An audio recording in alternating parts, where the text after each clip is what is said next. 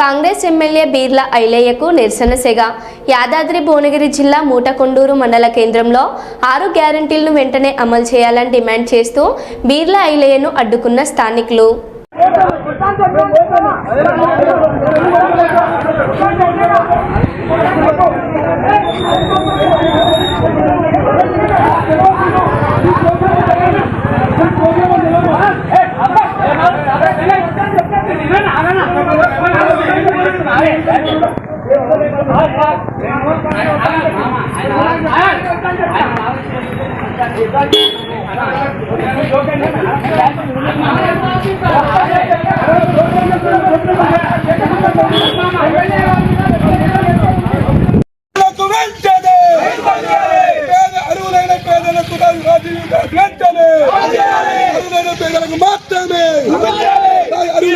మాత్రమే